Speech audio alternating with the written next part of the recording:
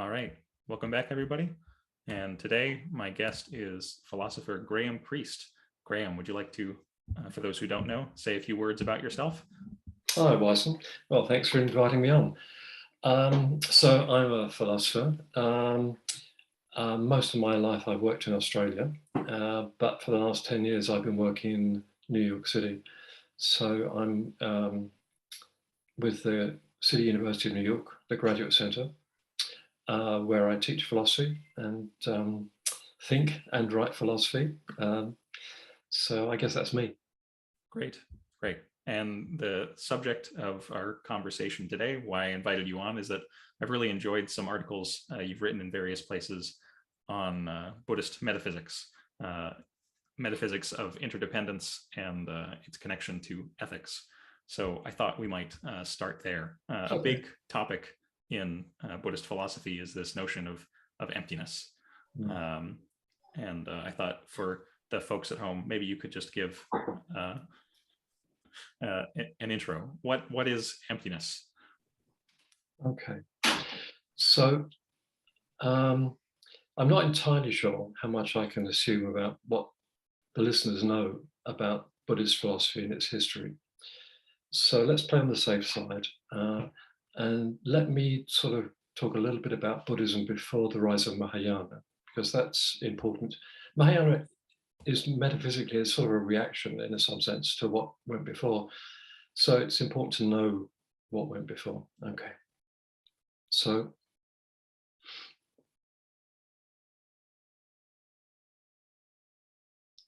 Mahayana in India starts about the turn of the Common Era. Buddhism goes back 500 or 600 years before that. And the sort of philosophy that develops before the rise of Mahayana is sometimes called Abhidharma, the higher learning or higher knowledge, or you can translate it in different ways. And the picture that emerges is this. So in all forms of Buddhism, there's a distinction between conventional reality and ultimate reality. So the conventional reality, there's pretty standard agreement on what that is. It's the kind of world that we experience in an all life. It's our kind of Lebenswelt. So it's the world of cars and people and mountains and stars and the world that we experience. There's less agreement on what constitutes ultimate reality. And the distinction between conventional and ultimate reality goes right back to the sutras. So that you find that in all schools of Buddhism. But how you understand ultimate reality, there's big disagreement on that. Okay. So in the Abhidharma view, that's the pre-Mahayana view, the view is basically something like this. Our conventional reality is something that conception superimposes on ultimate reality. So we have these kind of concepts like Graham Priest, like America, like Alpha Centauri, okay, which we use to structure our experience. And that structure is kind of imposed on the ultimate. I mean, so in certain sense, these things I just mentioned aren't ultimately real. They're conventionally real, but not ultimately. So what is ultimate reality? Well, the view is this. Ultimate reality itself is composed of, okay, so there's a few technical terms here. Dharmas. Dharmas are elements of reality. And you find the word used through most Buddhist schools, but the Abhidharma philosophers had a special take on the nature of dharmas. And if your listeners aren't familiar with this, it's kind of useful to think in terms of, say, a bit of Western thought, namely atomism in the 19th century. So if you think of atomism in the Western sense, in the 19th century, people thought that reality, physical reality, was composed of these things, atoms, which were all independent of each other. They were what they were. You know, there's an atom of hydrogen, which is what it is, and that will be what it is, even if all other atoms of oxygen and even all the other hydrogen atoms went out of existence, right? So the atoms are what they are, independent of other things. Now, the Abhidharma philosophers are not working with exactly that picture, but if you think in those terms, you won't go too far astray. So the dharmas, the sort of metaphysical atoms that the Abhidharma philosophers are talking about, there was dispute about what exactly they are, and they weren't really physical atoms in the sense that of 19th century physics. They were kind of what modern day philosophers tend to call tropes. So these are kind of particularized universals. Okay, look, if we go there, we could spend the rest of the time talking about this. So if that means something to your listeners, that's fine. If it doesn't, I'd be inclined to forget it. So reality is composed of these dharmas. And these dharmas interact with each other, they sort of causally engage with each other, they're transient, like everything in Buddhism, it's impermanent. So these dharmas come into existence, interact with other dharmas, go out of existence, etc., etc. So reality is in a flux. But the thing about the dharmas is that they are what they are, independent of everything else.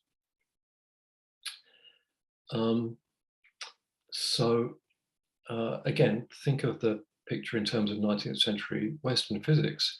An atom in 19th century Western physics is what it is, essentially independently of every other kind of atom. Okay, so the Abhidharma philosophers had a technical name for this. They called it svabhava, which translates as something like self-being, self-nature. Means it is what it is in and of itself. So crudely, think of it like this: even if everything else went out of existence, the thing would still be exactly what it is. So it has this svabhava.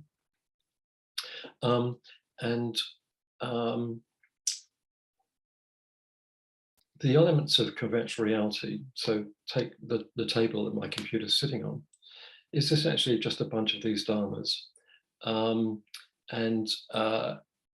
I impose a certain concept on this bunch of dharmas, like table.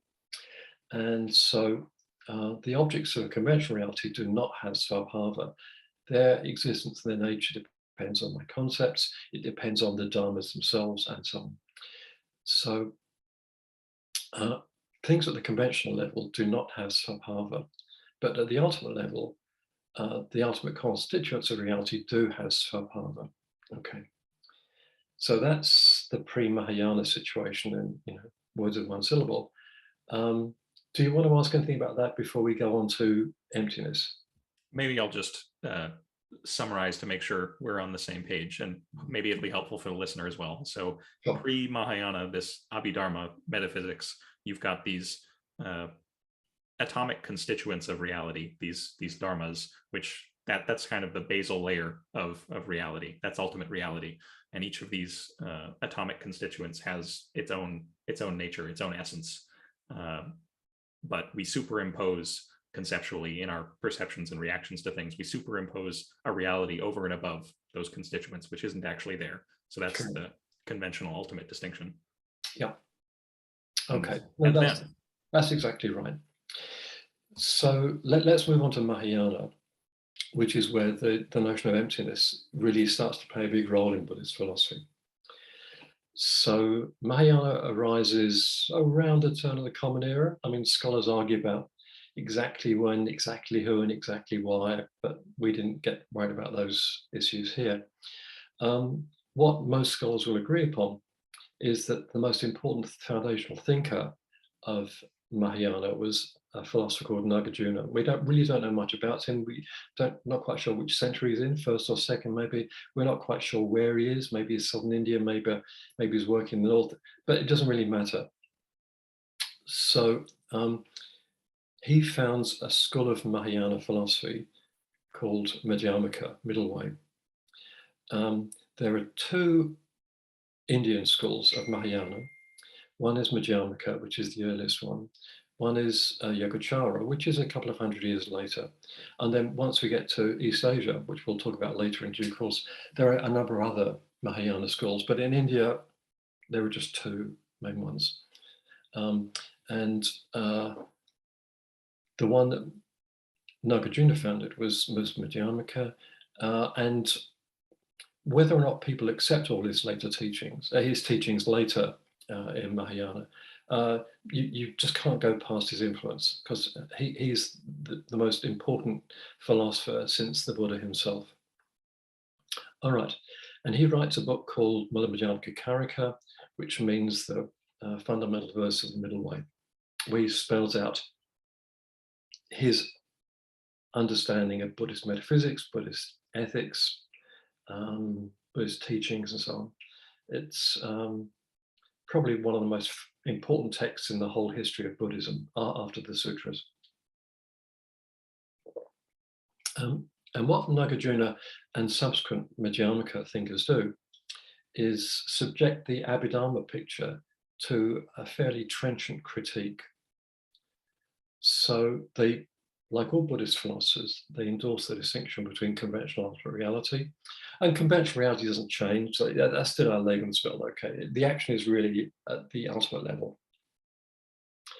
And Nagarjuna disagrees with the Abhidharma philosophers about what the ultimate level is. And in particular, he thinks that there are no things with svabhava. So what he thinks ultimate reality is a kind of tricky subject, but we may come back to that if we need to. But for the moment, it's important to understand what it's not and how he disagrees with the earlier philosophers. So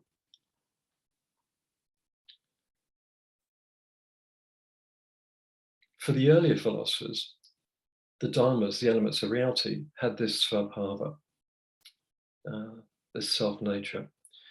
And a lot of the Mulamajamka Karika is a bunch of arguments to the effect that nothing has self-nature. Okay, so there are no dharmas in this sense. So maybe the table my computer is resting on does have atoms in some sense, but they have no self-nature. They're as empty as anything else. Okay, so this brings us to emptiness. What is emptiness? Well, it's most certainly not non-existence. Okay, although some of the critics of Nagarjuna kind of misinterpreted it, but it's not that. If something is empty, it's empty of something. So my teacup is sort of half empty of tea. Okay. Okay, so things which are empty of something. What are they empty of? Svabhava. So to be empty is to say that nothing is what it is in and of itself. Okay, so how is it? What kind of being, for want of a better word, do empty things have? Well, they're not what they are in and of themselves. So they are what they are because of, and only because of, their relationship to other things. So even in the Abhidharma tradition, some things were empty. So the things in our conventional reality are what they are, independent of our concepts, independent of the dharmas they're dependent on, and so forth. And Nagarjuna agreed with that, but he introduced a whole new kind of dependence, which is really where a lot of the action is in the Mulamajamka Karika, which is causation. So, of course, the Abhidharma philosophers agreed that the dharmas interact with each other causally, but these causal interactions don't affect what something is. Whereas what Nagarjuna does is say, well, the causal interactions affect not only that something is, but what it is. Okay, so that's a bit abstract. Let me give you an example. What am I? Okay, well, I'm a person, I'm a particular person. What makes me the person I am? Well, several things if you think about it. First of all, there's my DNA. So I'm a person, I'm not a cockroach, even though I share most of my DNA with cockroaches, okay? But my DNA is important. But of course, there's also the time and place I was born. Had I been born in the 14th century in Thailand, I'd be an entirely different person from the person I am. I depend on, who I am depends on how my parents treated me when I was a kid, You know, what I am is very much a product of how they behave to me. Fortunately, I was very lucky. Not everyone is, but they made me part of what I am. I depend on the school I went to. I depend on the education I had. I depend on the countries I've lived in, the jobs I've had, the friends I've made. All these are causal things. And for Nagarjuna, what I am independence. On how people think of me, that's the conceptual stuff. On the bits I have, that's, you know, my limbs and so on, but also on this sort of causal interactions of the kind I've just described. So since everything in Buddhism is in a causal flux, I mean, these guys don't think there's anything outside the causal flux.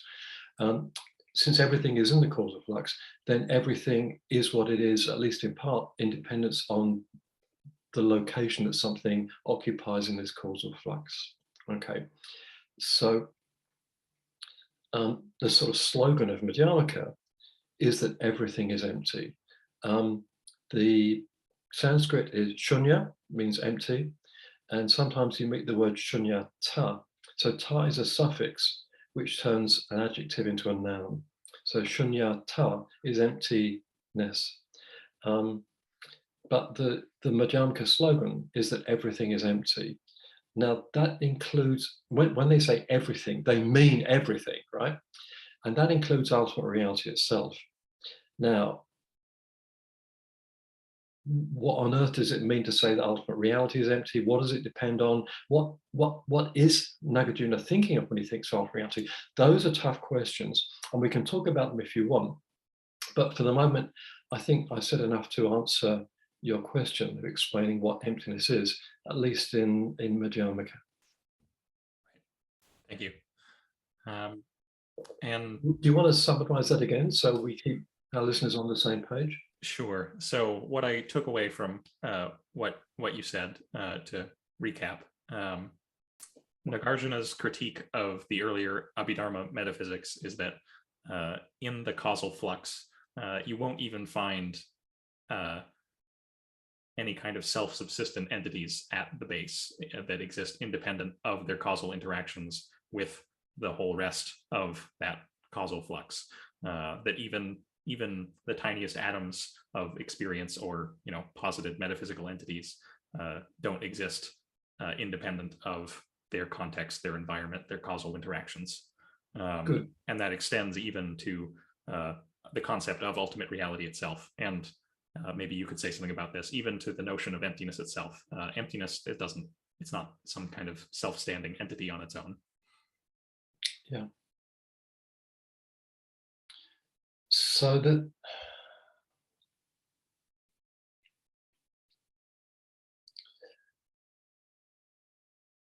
okay, so let's come back to this question of what ultimate reality is. It's a bit tricky to talk about it because Nagarjuna thinks that it's ineffable. At least he never says that, and scholars disagree about whether it is, but certainly a number of later Madhyamaka philosophers are absolutely explicit on this. So it's a bit problematic talking about ultimate reality, but hey, let's give it a go. So this word emptiness, shunyata, is used by Nagarjuna and later Madhyamaka philosophers as a name for ultimate reality. So in a very famous verse of the Madhyamaka Karika, Nagarjuna says everything is empty, including emptiness. All right. So if to be empty is to have the kind of being something does, dependent on other things, then what does ultimate reality have its being dependent on? So we've talked about conventional reality and what the things in conventional reality are dependent on, their causes, maybe their effects, our concepts, etc. But what does ultimate reality depend on? Well, if you think about it, there's only one thing left, and that's conventional reality. So a metaphor that's sometimes used is that reality itself, is bicameral. Think of it as a coin with two sides. The coin's got two sides. You can't have one side without the other. So one side is the conventional reality of an object, and one side is ultimate reality, and each depends on the other. So it's pretty clear that if you've got the picture, conventional reality can only be what it is, in part because of the ultimate reality which underlies it. What's more surprising, I guess, is that the ultimate reality itself depends on the conventional reality. So you've got this kind of dialectical relation between them. The Huayan philosophers will call it interpenetration, but we'll get there in due course. But if you reify, make ultimate reality into an object, then, says Nagarjuna, yeah, lost that plot. Okay, because then you'll misunderstand the world in which you live. You'll get hung up about this thing with svabhava. Okay, and you don't want to go down that path. You've got to realize that reality, whatever it is, everything reality is empty. That is, it depends what it is on other things. This is very different from the picture you get in most Western philosophy. Most Western philosophers think that some things depend on other things, but very few think that everything depends on something. And most Western philosophers will say that there are kind of substances out there. They disagree about what the substances are, but the substances are what they are, kind of independent of other things. So most Western philosophy is kind of foundationalist. They think that there is an ultimate reality of substances, and Nagarjuna is attacking that picture. You take anything that depends on something else, which depends on something else, which depends on something else, and so on forever. It's sort of empty all the way down. There's no foundation, no bottom to reality. That can induce a kind of vertigo. Okay, ultimate reality is groundless. And there were plenty of philosophers who objected to Nagarjuna and Madhyamaka people because they thought that any such infinite regress had to be vicious. I don't think it is, but there are certainly people who thought that. But whether or not it's vicious, that was the view, that there's no bottom to reality. It's dependence all the way down. Okay. When I first encountered this concept, maybe you can tell me if this is at all, if this at all makes sense or is helpful. But I found it just in kind of images. It made that kind of bottomless groundlessness does induce a kind of vertigo. But if you think of it more as lateral dependence, Oh, there might not be a bottom, but you just have dependence kind of spreading in 3 dimensions. yeah. All around, and maybe looping recursively, but maybe we'll get to that when we discuss Huayan. Yeah, no, that's a nice way of looking at it. If you don't look down but look sideways, it doesn't look quite so vertiginous. That doesn't mean that there couldn't be similar philosophical arguments against it, of course. Sure. But the vertigo disappears.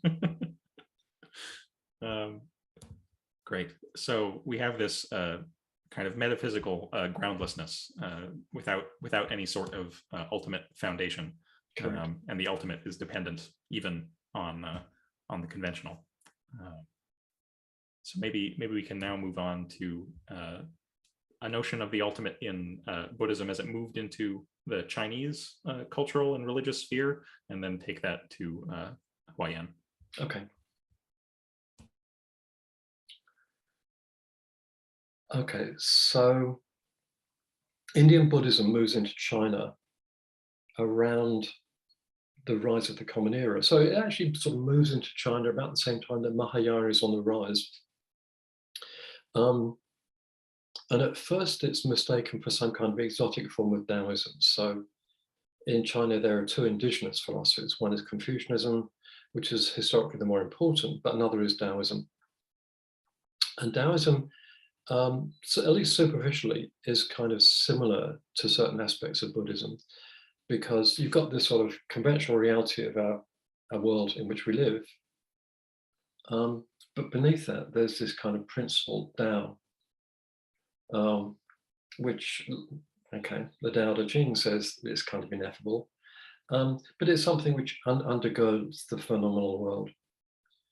And so this sort of distinction between the conventional reality sounded kind of familiar to the Chinese.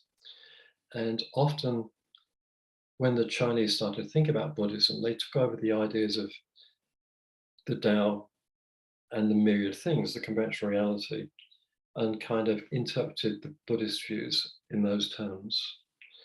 So by about the 4th century, they realized that Taoism and Buddhism are not the same, but Taoist thinking had kind of been so influential on Chinese Buddhist thought that when the distinctively Chinese schools of Buddhism arise, after about the 4th century, 6th century, they're all influenced by Taoist thought.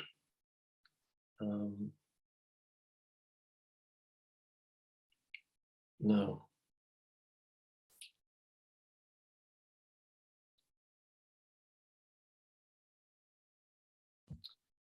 Okay, where do we take the story from here? Perhaps it might be a good idea to introduce the idea of the Tathagata. I think that is that influential in the Huayan account, or is it peripheral? No, it's very important. So, Tathagata, Tathagata is a Buddha. Okay, Garbha is literally a womb. So it's the womb of Buddhahood. So it's what gives rise to being a Buddha. Okay. So originally, as far as we can tell, it arises from a debate in India about whether all people have the potential to achieve Buddhahood. And some philosophers said not everybody is, but some said, yeah, everybody is, because everybody has this Tathagata Garbha within them. So it's the potential everyone has for achieving Buddhahood. But as Buddhism moves into China, it becomes a bit more than that. It becomes not just the potential, but the actuality. So it's kind of a part of you which is already enlightened. And that sounds kind of wacky because it means that you're actually already enlightened. You just don't realize it. Okay. And so how to make sense of this idea is a thread that runs through East Asian Buddhism, but that's the view. So by another sequence of sort of moves, which are historically quite complex, the Tathagata Garbha gets identified with ultimate reality. So let's take a conventional object like you, okay? You have a conventional aspect and an ultimate aspect. Think of the coin. The ultimate aspect is your Tathagata Garbha, and that is identified with ultimate reality. Sometimes this is in Chinese called Buddha nature. So Buddha nature theory is what Tathagata Garbha theory becomes in China, and it's ultimate reality. Okay, so this view you find through nearly all the schools of Chinese Buddhism. I mean, there are 4 or 5 major schools and a number of minor schools. They're all Mahayana. So they're all descendants of Nagarjuna in some sense. Okay, do you want to pursue that, or should we pass on? Yeah, let's follow that thread. The major school, which has its kind of locus classicus, the major text, the Abhidharma Sutra, that I want to move into is the Huayan school, which has a rather spectacular metaphysical picture in which the conventional and the ultimate are, just as in Madhyamaka, conceived to be kind of equivalent. There's two sides of the same coin, but in a kind of dizzying interdependence. So how do we go from the Tathagata Garbha and conventional reality to Indra's net? Okay. All right. So let's talk a little bit about Huayan. So when the distinctively Chinese schools of Buddhism emerge in China, there are about 4 or 5. Chan, or Zen as most people would know it, Huayan, Pure Land, Tiantai. And they all draw on Indian Buddhism, both Madhyamaka and Yogacara, which we haven't talked about, and Taoist thinking. Okay. And so Buddha nature plays some role in most of these. So enlightenment becomes sort of realizing the bit of you that's already enlightened, rather than something you have to work for, hundreds and thousands of years to kind of get to. Huayan itself starts to flourish around the 6th, 7th century, if I got my dates right. And as a school of Buddhism, it doesn't actually last very long. It has an enormous impact on Korea and on Japan, when Buddhism goes into Korea and Japan. And you still find Huayan schools in Korea and Japan. In Japan, it's called Kegon. It's a very small school, but it's there. But it sort of dies out as an independent school in China. Although by that time, it's had an enormous impact on some of the other schools, including Chan, Zen, and on Neo-Confucianism, which arises in about the 12th century. Okay, so that's the school itself. And it only has about 5 patriarchs traditionally. So patriarchs are the kind of lineage of transmission of the truth. And there are about 5 of these in the Huayan tradition. The most important of these is Fazang, who I'm sure we'll come back to in due course, because he's really the most important kind of theoretician of the 5. Okay, so that's the school itself.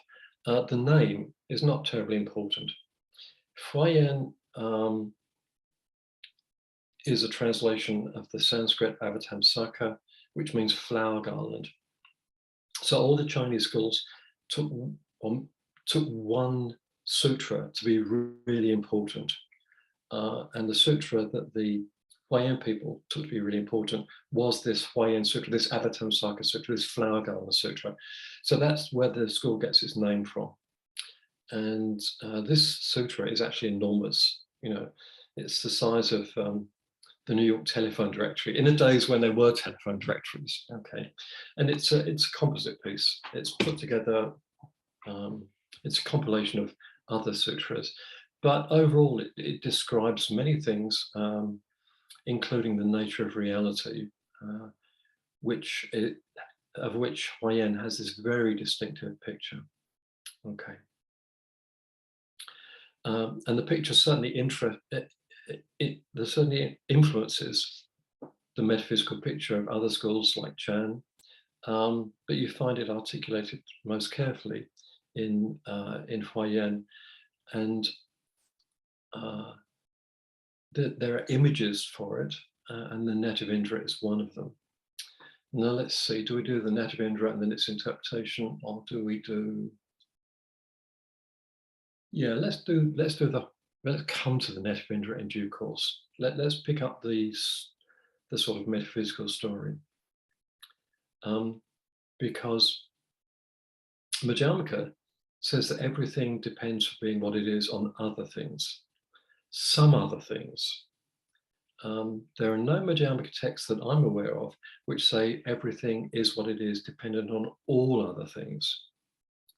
So, the connections, the ramifications spread very wide in Madhyamaka. There's absolutely no doubt about that. But Huayan universalizes this. So everything is what it is on other things.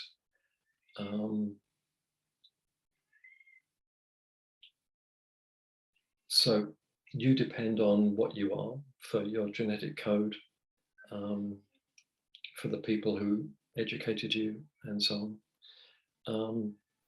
You depend on where you grew up. You depend on the power sources that reared you, like ultimately the sun.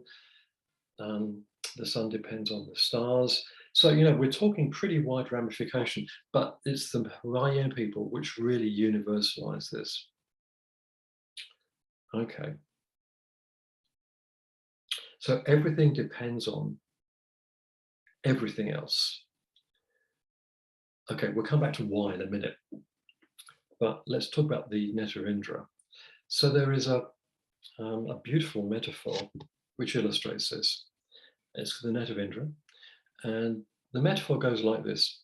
So Indra is a very powerful god, and Indra has spread a net throughout space, and at every joint of the net, Indra has put a brightly colored, polished jewel. Okay, so you've got two jewels, right?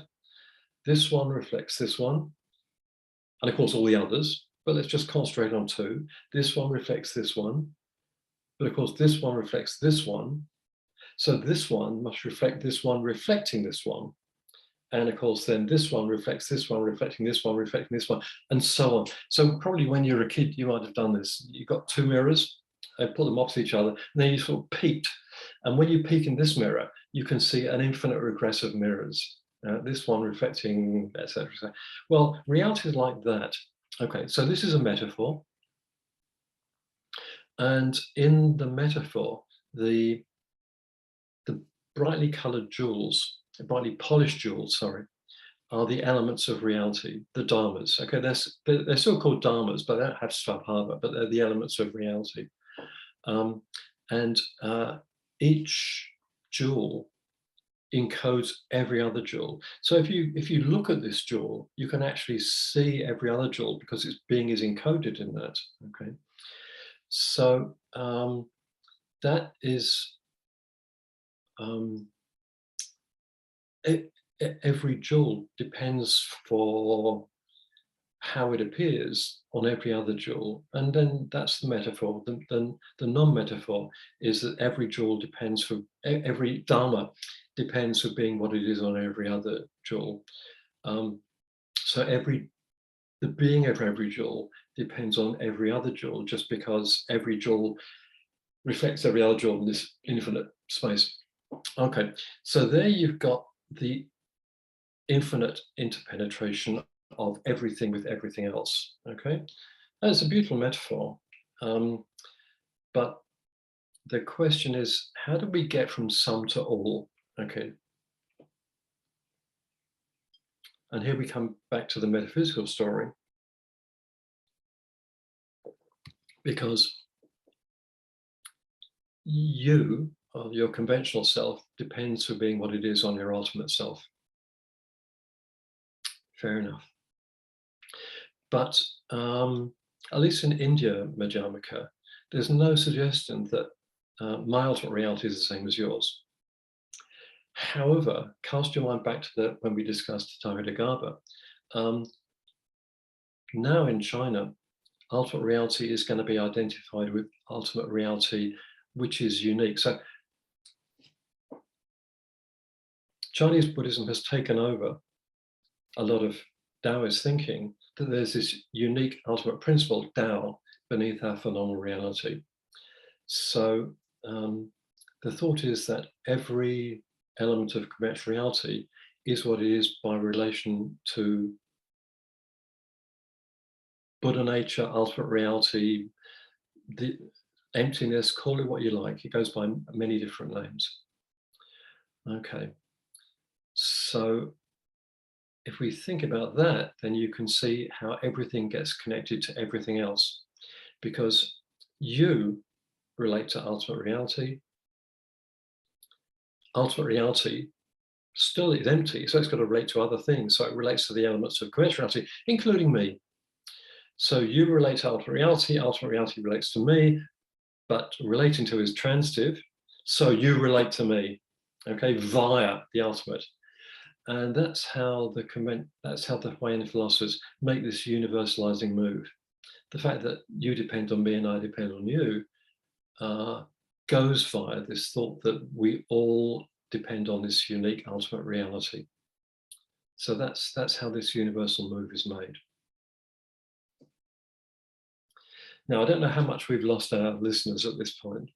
Maybe you want to sort of summarize this? Sure, sure. Well, if you're still here, thanks for hanging in. So the idea is that in earlier Indian Madhyamaka, there is dependence. Any dharma has dependence on its local context and causal history, but it doesn't connect or doesn't.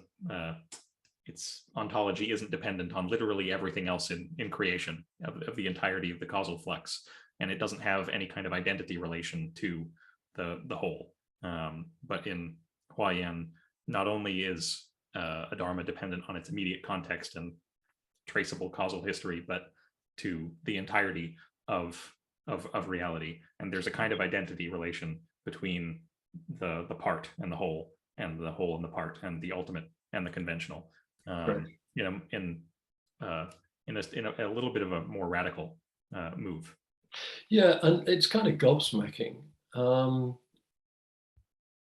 I mean, the thought that you depend on Alpha Centauri and Alpha Centauri depends on you seems a bit wacky. But there's no suggestion that all dependencies are equally profound or important. I mean, I depend for who I am much more on how my parents treated me than I do on Alpha Centauri, the gravitational field from Alpha Centauri, but that is there.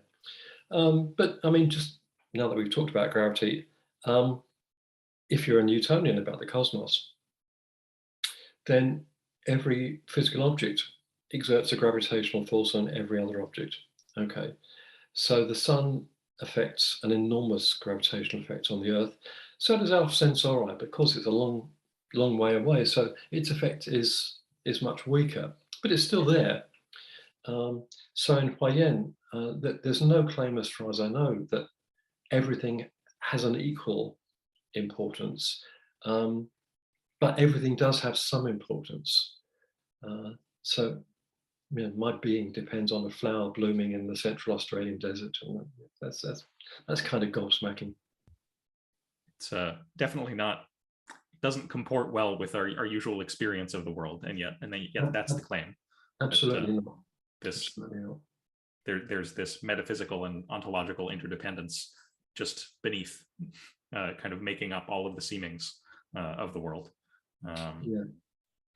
And sometimes in the Huayan tradition, this is interpreted phenomenologically, that when you get an enlightenment experience, you can actually see this kind of interconnection of the world, and you understand, not just intellectually, but you know, almost visually, you can see everything interpenetrating with everything else. It's like sort of an acid trip. Not I've ever taken acid, of course. But you know, it is sometimes given this phenomenological interpretation.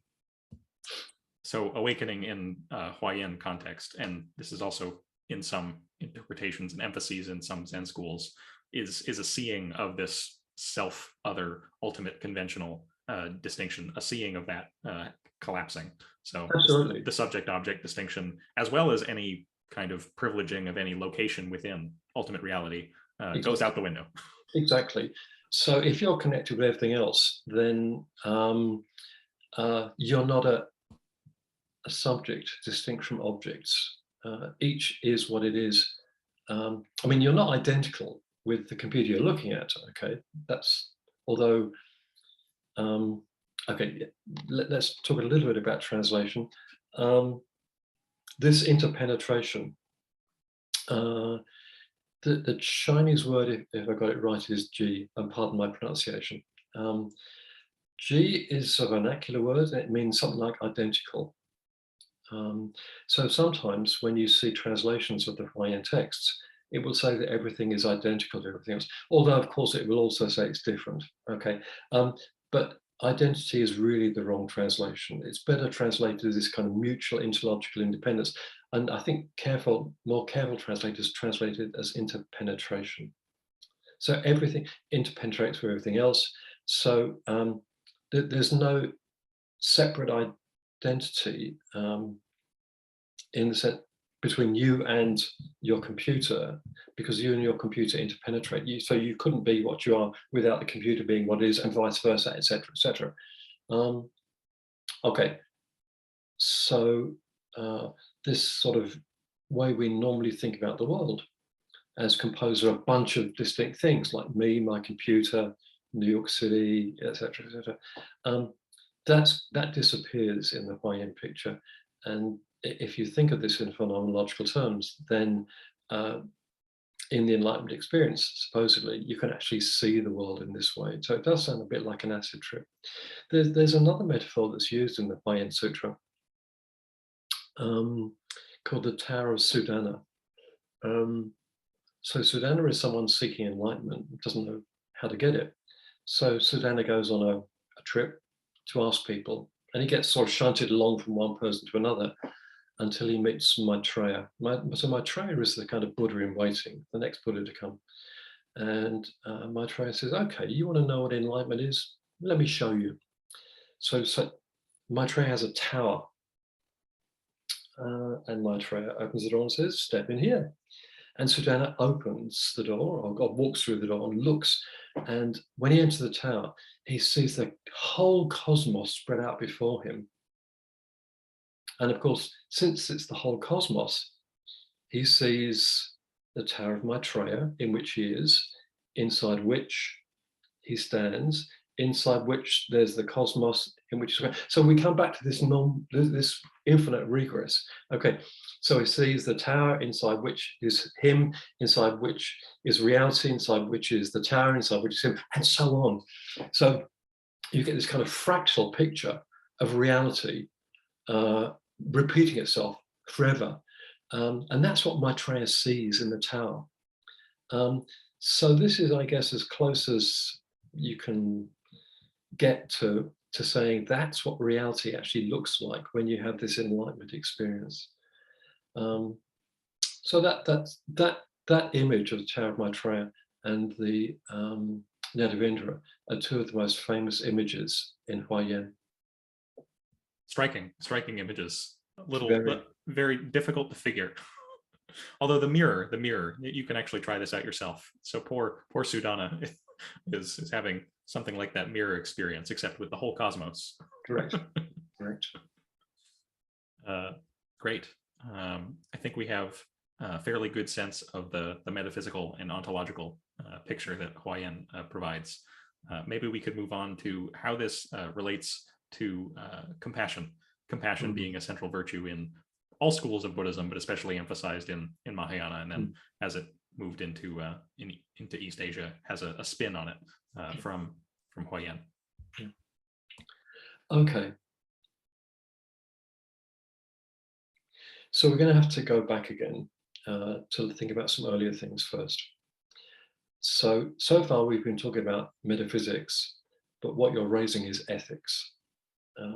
Ethics and metaphysics, one's about the nature of reality, one's about how one should live.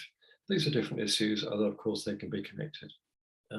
Scratch most ethics and you'll find a metaphysics underneath. That's true of Western and Eastern philosophy. So let's think for a moment about Buddhist ethics. So Buddhist ethics are spelled out right in the earliest sutras. If your listeners are practicing Buddhists, this is something that will be quite familiar to them because it's spelled out in the Four Noble Truths. And we could spend a lot of time talking about the Four Noble Truths, but let me keep this as tight as possible. Our lives are characterized by this thing called, the Sanskrit term is dukkha. The translation into English is usually suffering. That's not a good translation because dukkha has so many resonances. Dukkha is unhappiness, unsatisfactoriness, frustration, misery, suffering, physical and mental. So, everything that you really don't like in life. Life is like that. But that can make Buddhism sound really pessimistic. Okay, but it's not, because the rest of the Four Noble Truths say, hey, there's something you can do about this. Let me tell you what it is. Okay, and then you get the rest of the Four Noble Truths. So Buddhism, Buddhist ethics is not a pessimistic view. It's a realistic view. Hey, get your head around this, because if you don't understand it, you can't do anything about it. So the point of Buddhist ethics is to do things which get rid of your dukkha. All right. And then, the rest of the Four Noble Truths tell you a bunch of things you can do to try to do that. All right. Now, that makes it sound a bit selfish. I'm going to live to get rid of my dukkha. Screw you, bastards. Okay. That will be an entire misunderstanding, because interdependence plays an important role in Buddhist thinking and does all the way back. So leave aside the kind of metaphysical stuff for a moment. It's clear that in my daily life, I interact with all kinds of people, my students, the people I buy bread from in the shop, the people that, run the trains I take between Connecticut and New York, the people who publish my books, the people who read my books. So you don't have to think much about it to see that there's an enormous interconnection between people. Moreover, you don't have to think very hard to see that I could not flourish if all the people I interact with are miserable. Okay? I depend on other people. I'm not a social atom. I mean, I couldn't have existed had my parents not reared me, given birth to me, reared me, about the teachers who educated me. Just think about how, I could not be the kind of person I am without the flourishing, at least to a certain extent, of all other people. So I cannot flourish, get rid of my dukkha, unless I have help from a lot of other people. But of course, they can't flourish, and they get help. They can get help from other people, including me. So the things I do to my students, I can be an arsehole, I can make them miserable, or I can try to help them through their life. And they can help me in various ways. So this thought of interdependence, means that there's no way that I can flourish if other people don't flourish too. So what that means is that an important attitude is compassion. Compassion is helping other people to flourish, not just myself. And that can make it sound kind of selfish as well, because that might make it sound as though, hey, I'm being compassionate only so that I can reap the benefits, okay? It might make it sound like that, but that's the wrong way to look at it. The right way to look at it is that flourishing is a collective enterprise. It's something we do together. So compassion is a social virtue, and it's one that we work together to achieve. So I don't know if this helps, but often in Western ethics is thought of as a zero-sum game. My rights are your duties, my profits are your losses, tell the story. But according to Buddhist ethics, that's exactly the wrong way to look at it. Ethics is a win-win situation. If I flourish, the people I interact with flourish. If people interact with flourish, so do I, and so on. So you shouldn't think of this story of compassion as kind of self-centered. I mean, there is no self, but that's another story. We won't go into that now. But the way you live is essentially this collective enterprise where we all help each other. So that's what compassion is. The Sanskrit term is karuna. And again, compassion is the standard translation, but some of my colleagues have stressed on me that a better translation is care. Okay, so the attitude I should have is care. I should care for you. Of course, I should care for myself. You know, I can't help you if I'm depressed, miserable, starving. Okay, so care is itself reciprocal. We all care for each other. That way we all flourish together. Okay. So what I've said about compassion or care goes right the way back to um, the earliest forms of Buddhism. Of course, Madhyamaka puts a very interesting spin on it because it emphasizes the fact that this care, this interdependence between people, is not just a kind of an accident of the causal world in which we live.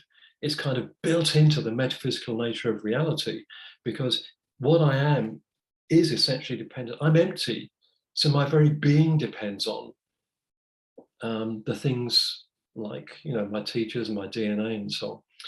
So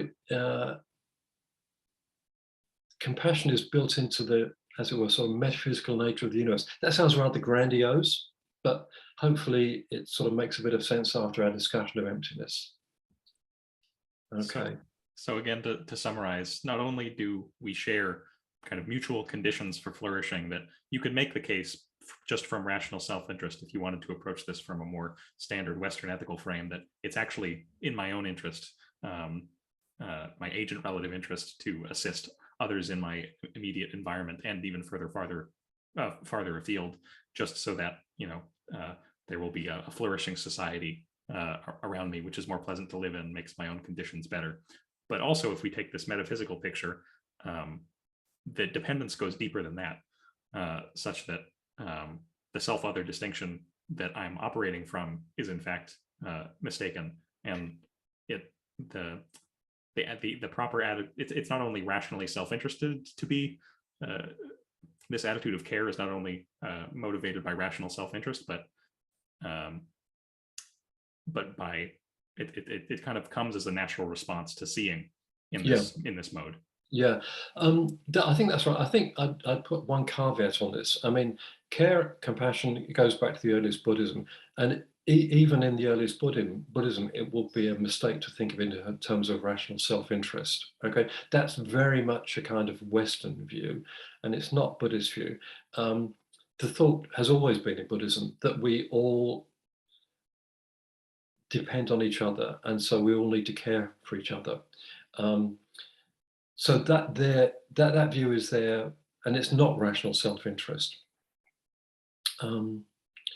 But once you get to the kind of Mahayana picture, then even the kind of metaphysical distinction between you and me itself disappears. So you might think that the metaphysics will put up a barrier to this kind of ethical caring, because, hey, if you think of me as a kind of self-independent of everything else, well, you know, maybe rational self-interest kicks in. But once you get to this kind of deep metaphysical picture, then even that move becomes impossible. So it sort of ratchets up the picture, as it were, which is why karuna becomes really the most important virtue in Mahayana ethics. Okay, now let's do the last act of the story and come to Huayan. So in Madhyamaka, everything depends on some other things. So in Huayan, this is universalized. So the things I interact with have to flourish for me to flourish. And, you know, I have to flourish if they're going to flourish. What Huayan does is universalize this. So it applies literally to everything in the cosmos. Now, that's gobsmacking.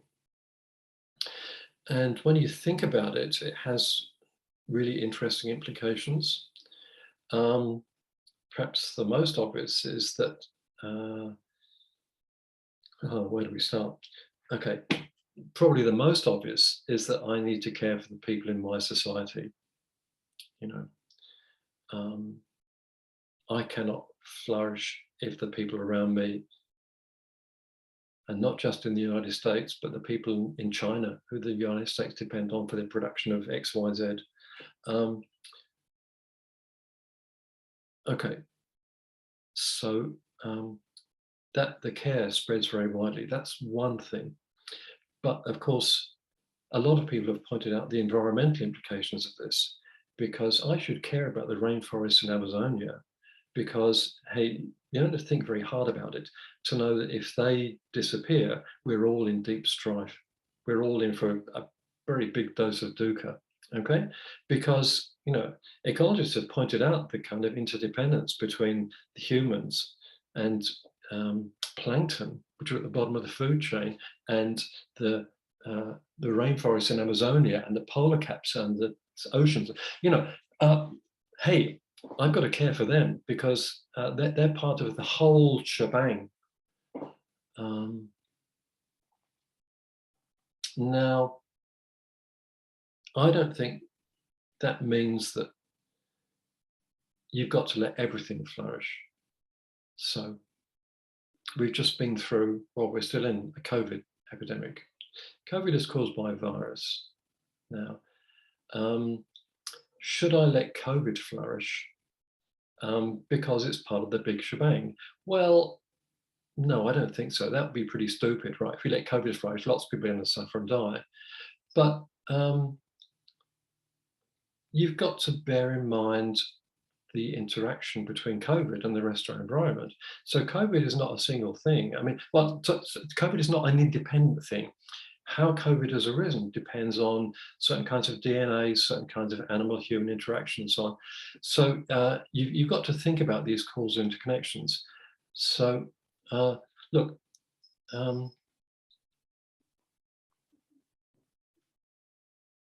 Buddhist ethics does not mean you've got to let arseholes flourish. Okay, there are plenty of arseholes, and you've got to care and you've got to care and be compassionate about them, but that doesn't mean you've got to let them make other people suffer. And one of the people who stress this most is someone I'm sure you know, and that's Thich Nhat Hanh.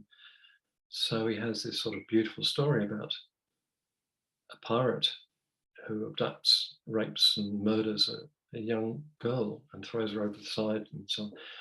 And he's a complete arsehole, right?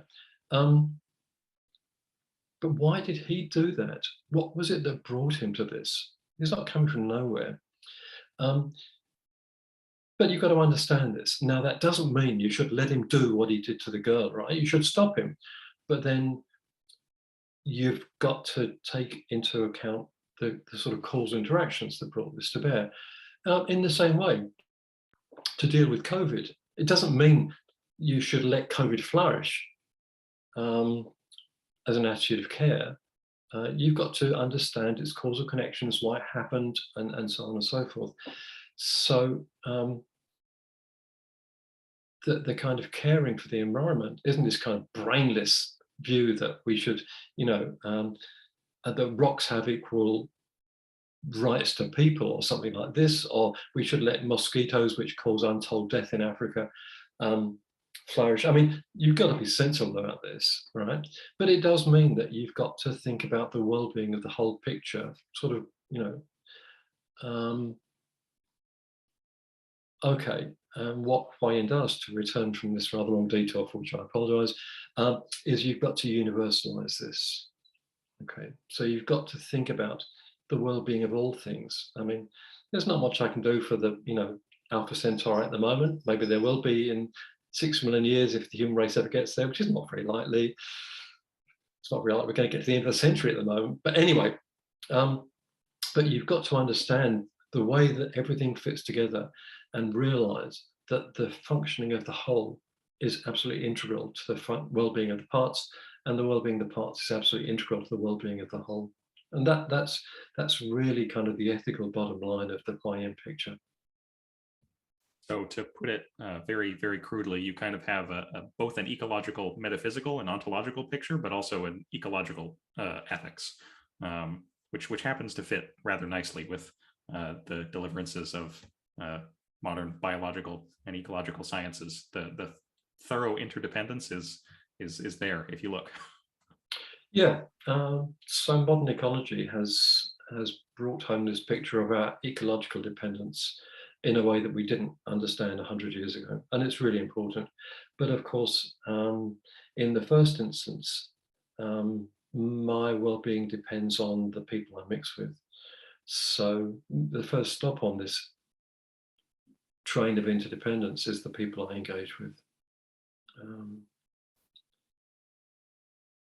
So it brings home the fact that if you're a Buddhist, you have to be someone who endorses a certain kind of society.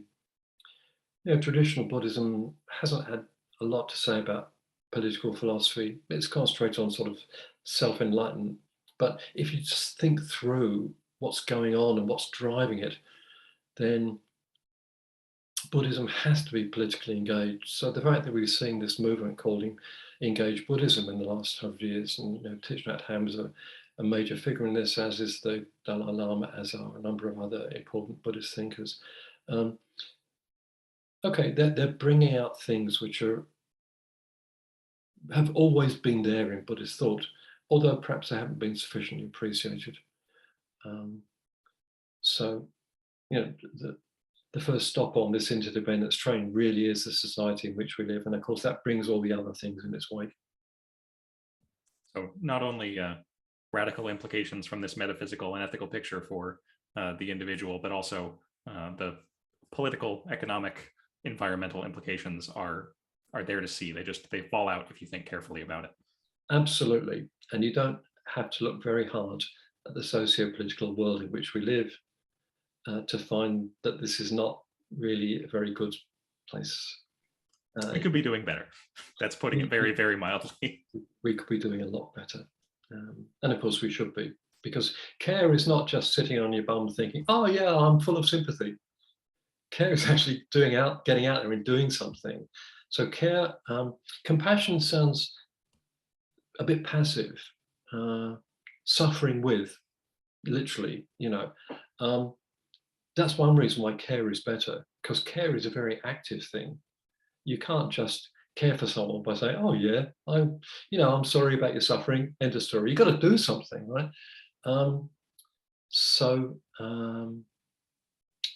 Buddhist ethical action is very much concerned with the people in the society and indeed the world in which we live. And if there are sentient beings on other galaxies, well, maybe them in due course too, but we can't do much about them for the moment. But hey, we can do a lot for the rest of our whole world. Right. Well, I think that's a good note to end it on. Thank you so much for coming along and taking us on this metaphysical narrative and ethical conclusion, Graham. You're welcome. And if people want to learn more about you and your work, is there a website or place they can go? They can. I have a website which is called grahampriest.net. You won't find a lot there. I tend to put my publications on there. But you can find a little bit about me. If you want to read some of the stuff that I've written on this, there are a couple of books.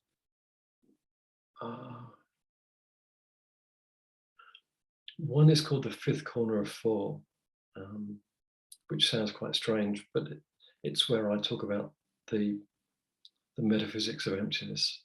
It's also a bit about logic, so it might scare a few people off. But that's where I discuss a lot of the stuff about emptiness, including some of the East Asian stuff.